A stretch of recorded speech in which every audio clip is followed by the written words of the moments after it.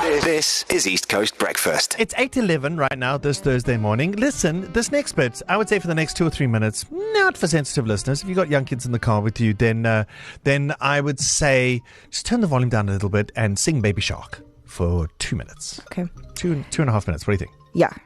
Yeah. I agree. So Nicole Engelbrecht is a famous host of it's a true crime podcast we featured on the show before in South Africa. It's called True Crime South Africa. She's also an author, so she's written several books, and one of the stories that she's now written is a very upsetting crime that you can't imagine that happened years ago. Nicole, you cover hundreds of crimes in the podcast. Why did you pick this particular crime to write a book about?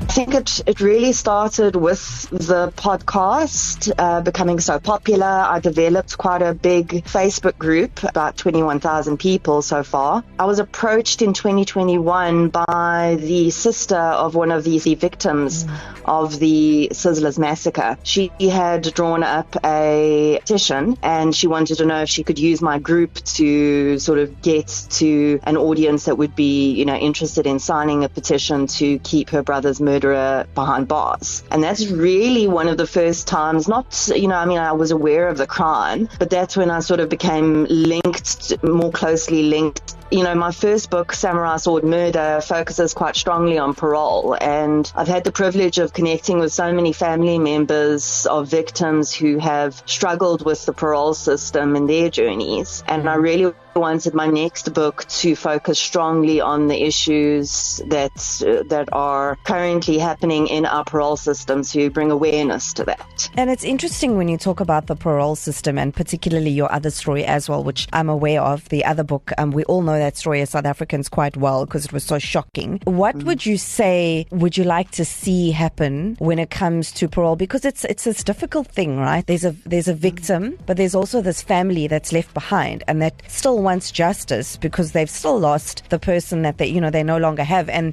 the criminal is still around and alive. So how do you see that going in South Africa? What are your opinions about it?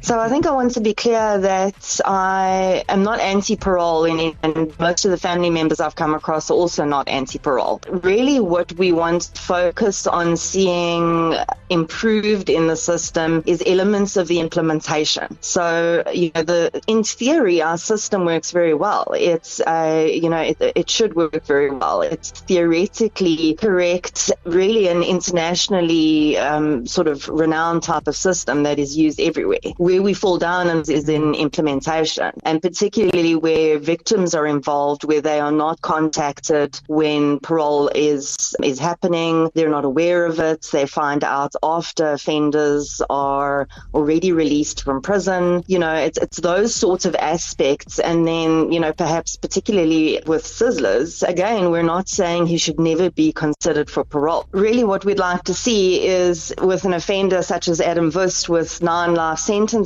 behind his name, not coming up for parole every 2 years, and rather pushing that out to every 4 years or every 5 years, so that the victims don't have to come back for parole hearings so often. Wow, yeah. Crazy, right? So, Darren, shortly, we're going to talk about what's in the book, in the Sizzlers book, that was never made public or never was seen in the media. Oh, wow. Darren, Sky and Carmen. This right now might not be for sensitive listeners. If you have kids in the car or wherever you are right now, just turn us down for 2 minutes, because Carmen Reddy right now is going to be speaking to Nicole Engelbrecht, author of Sizzlers. You might have seen this book on the shelves. It does focus on a gruesome crime committed more than 20 years ago. Going back to the book and the story, it was absolutely gruesome. And it still is a really horrific, gruesome South African murder story, essentially. I mean, I can see this being turned into, an international movie. It's a shocking story that happened, as we said, 20 years ago. What happens in your book that, what should we look forward to in your book that we can get more out of the story? Because not only some of us might have forgotten about it, but if you look at the articles that we saw at the time when the case was being covered, they aren't really, kind of descriptive. We just know that, this incident happened. They were initially claimed that they wanted to rob the house. They went in, all these men, obviously now dead. 9 families have lost, people in their lives. So what is in the book that we can look forward to? And what do you give us more of what really happened on this particular day? I think I do. And I think you're quite right in saying it was a salacious crime. It was the headlines at the time focused a lot on a lot of the conspiracy theories. So that's one part that I've tried to bring across in the book is, going through those conspiracy theories and saying which ones have any validity and which don't. Because, the trial unfortunately did not give us the truth. We didn't get the truth about why this crime was committed. So that's one part of what I've tried to achieve. And then also really what I do is I go through each of the role players in this crime in terms of the detective, the first responders, the paramedic that was first at the scene, taking each of their perspectives and really breaking that down so that the readers get a view of this crime from lots of different perspectives, including, of course, the family members that have lost these people and the survivor, of course, Quentin Taylor, most importantly. So I think really what readers will get from this is the truth of the crime, how it was solved, and what remains unknown.